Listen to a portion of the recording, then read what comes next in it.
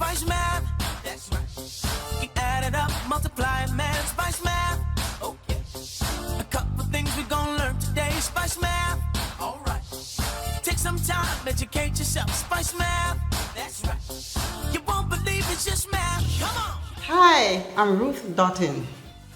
Hi, I'm Aaron Williams. Hi, I'm Brandon Alexander.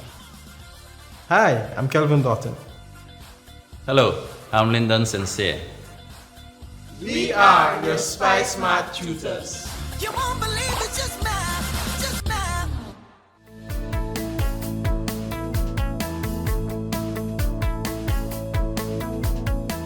Hello, mathematicians, and welcome to this episode of Spice Math. Solving compound inequalities involve a number of steps, and I am going to take you through those steps so that you will become proficient in solving such types of inequalities. So by the end of this lesson, you should be able to, 1, recognize a compound inequality, and 2, apply methods of solving simple linear inequalities to solve compound inequalities. Let's begin. Let us examine a compound inequality. Now, let us consider the following example. We have 3x plus 2 is greater than negative 5, or we say negative 5 is less than 3x plus 2. But then at the same time, that's why we have the and, 3x plus 2 is less than or equal to 4. Do you know that we can combine this inequality statement and that inequality statement into one? Oh yes, and that is why it is called a compound inequality. So expressed as a compound term, we have 3x plus 2 is less than or equal to 4, and at the same time 3x plus 2 is greater than negative 5. Students, it is important for you to note that this compound inequality has 3 distinct parts. Part 1, Part 2, and Part 3. Part 1 is in blue, which is the negative 5 connected by the inequality sign less than. Part 3 is that orange? Don't laugh at me. Red, orange, connected with another inequality sign to part 3, which is in yellow. So here your compound inequality has been categorized into 3 separate parts. So let's consider a real-life example. A cellular phone company offers the following plan. $30 per month buys 60 minutes.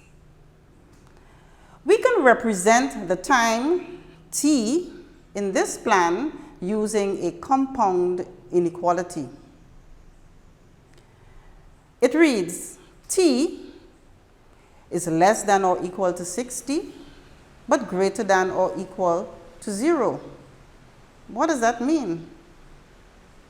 It means that for $20, you can obtain up to and including 60 minutes. Obviously, time must start at 0. So I'm sure that you own a cell phone, just maybe.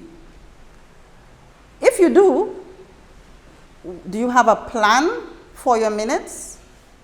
Or maybe you can ask your parents, if they do own a cell phone, what plan they are using, if they do have a plan, for their minutes. And then form a compound inequality statement with the information that they gave you or that you know. How about sharing that with your friends? And so, how do we solve this compound inequality? The thing is, solving indicates that we are finding a value for the unknown, which is, in this case, x. So our goal at the end of our solving is to have x bound between two numbers. The thing is, keep in mind, we are trying to isolate x. And once we do that, we would have solved this compound inequality. Let's go. So the big question is, how do we solve this compound inequality? Well, for every big question, there's a big answer. And the big answer is, perform the same operation on all three parts. I would like you to document this statement in your book. I read, perform the same operation on all three parts. Just to recall, the inequality has part 1, part 2, and part 3. Now let's solve. So here I'm going to walk you through the steps that can enable you to solve this compound inequality. You can see those steps on your screen, so you'll know if I'm doing the correct thing. Step number 1, it says, write the compound inequality. So this is my step 1.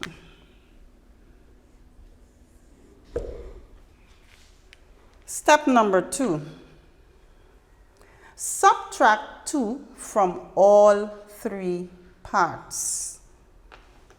Why are we subtracting 2? At this point, I must say that some students are often confused as to which number goes first when solving an expression like this for x. Is it the 3 or is it the 2? But you can recall in a previous video where we spoke about which one goes first, it was emphasized that in this simple expression, and permit me to write it here, 3x plus 2,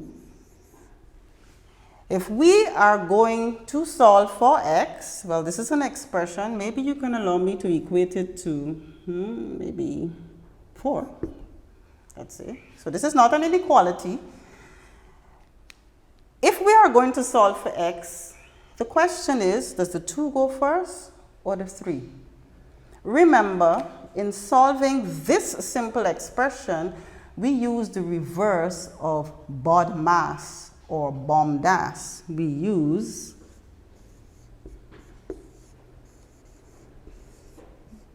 that's what? SADMOB. And so, addition and subtraction operations are done before division and multiplication. So here it is obvious that the 2 would go first. Our motive is to isolate x. Okay, I will leave that and I'll come here. So students, our 2 needs to go first. We're going to do the reverse of addition, which is subtraction. So we have 3x plus 2.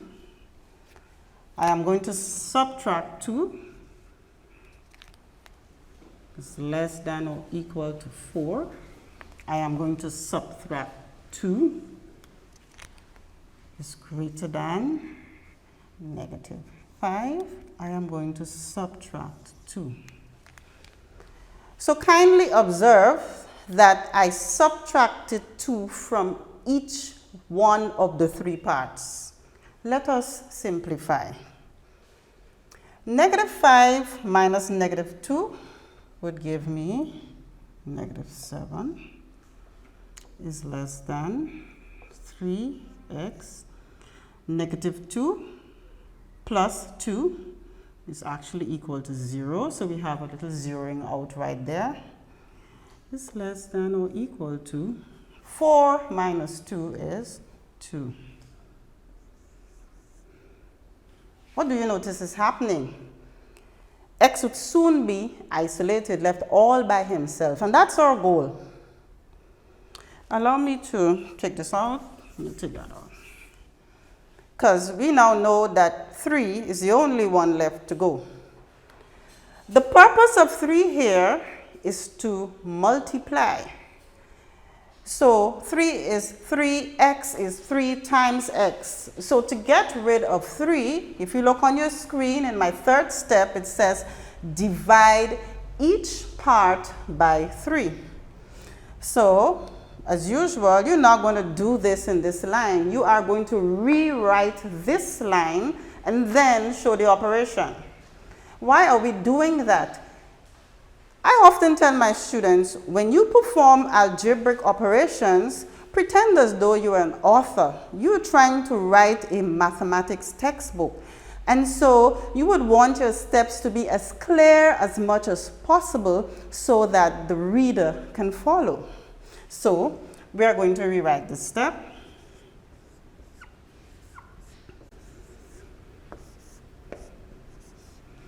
What are we doing? We are dividing each part by 3. If you like colors and it's the first time you're doing it, you could probably use a different color. Let me try green. So divided by 3, divided by 3, divided by 3. So I have negative 7 divided by 3.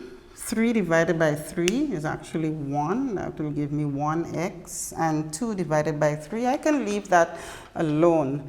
Let's go to work with fractions. So we have negative 7 over 3 is less than x, is less than or equal to 2 over 3. We have isolated x. And so this is our result. We have solved the compound inequality for x. So it reads, negative 7 on 3 is less than x, is less than or equal to 2/3. If you want to take up the challenge, you could actually transform this to your number line, as would have been taught to you in one of my previous videos. So by now, Form 4s and 5s, I hope you're just a little bit more comfortable in solving the compound inequality. But you'll find out, because I have 2 questions here for you to try all on your own, and I'll be back to give you those solutions.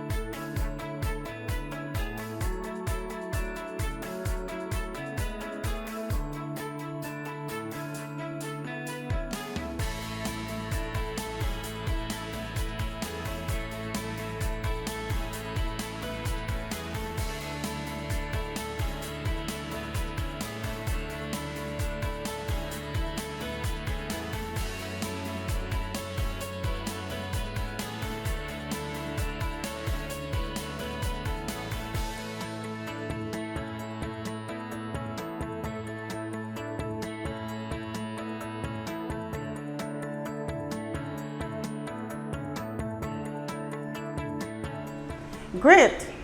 I do admire your efforts. I am going to walk you through the steps for question 1. So there we write the compound inequality first. Next, who goes first? Is it the -3 or is it the -5? It's the -5. And so I am going to add 5 to both sides. Use a different color.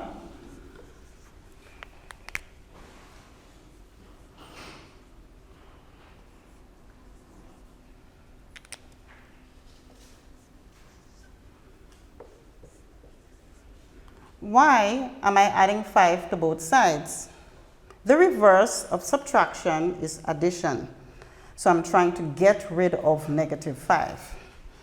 I'm simplifying. I'll have 5 plus 2 is 7. It's less than minus 3x. These two are going to cancel out to 0. It's less than or equal to 6 plus 5 is 11. The goal is to isolate x once again. And so I need to get rid of -3. The operation that -3 is performing to x is that of multiplication. The reverse of multiplication is division. So I need to divide each part by -3. A red flag should go up. I repeat, I need to divide each part of the compound inequality by -3. So we're going to rewrite this statement.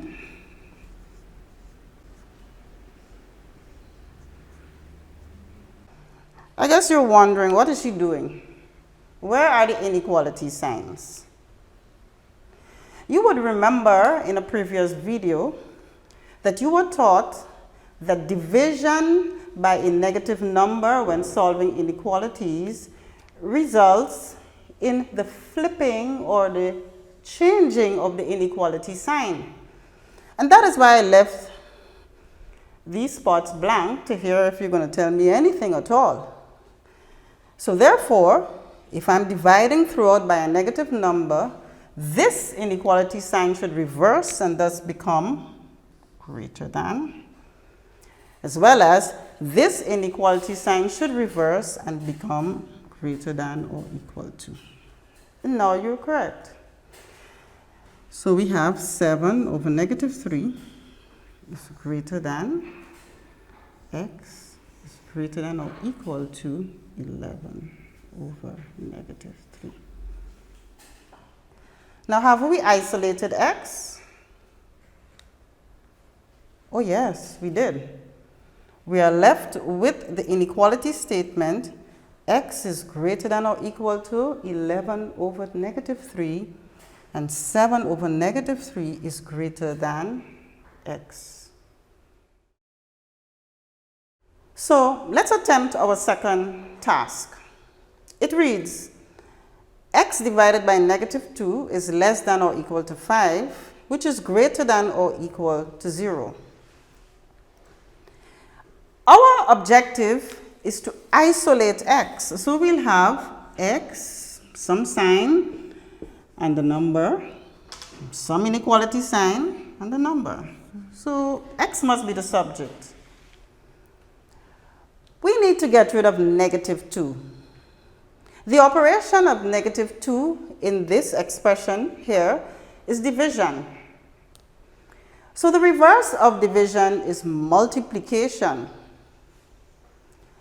It therefore means that I need to multiply each one of the 3 parts of the inequality by -2.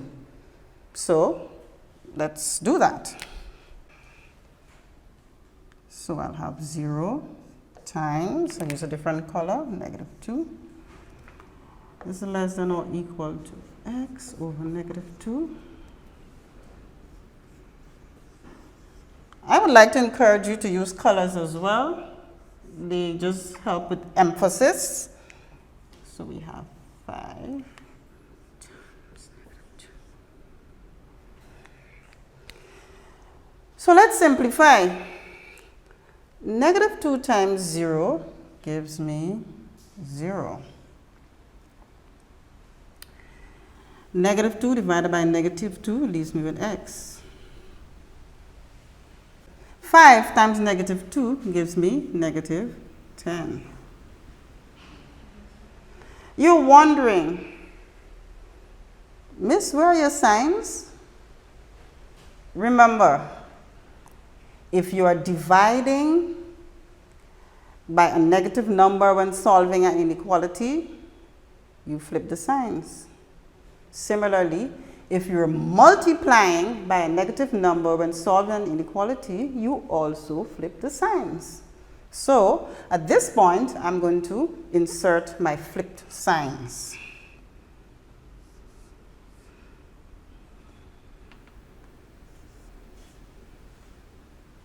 Now I'm correct, and I know that's what you had. So it reads, x lies between 0 and negative 10. That is, x is greater than negative 10 and x is less than 0. So from 4s and 5s, I'm sure that by now you are proficient in solving compound inequalities. I have that confidence in you, and in particularly Form 5s, I want to impress upon you to take the examples in this video seriously. And you know what? I'm going to come to you in another video with some more examples of solving compound inequalities. Bye, and see you next time. You won't believe it's just math. Come on.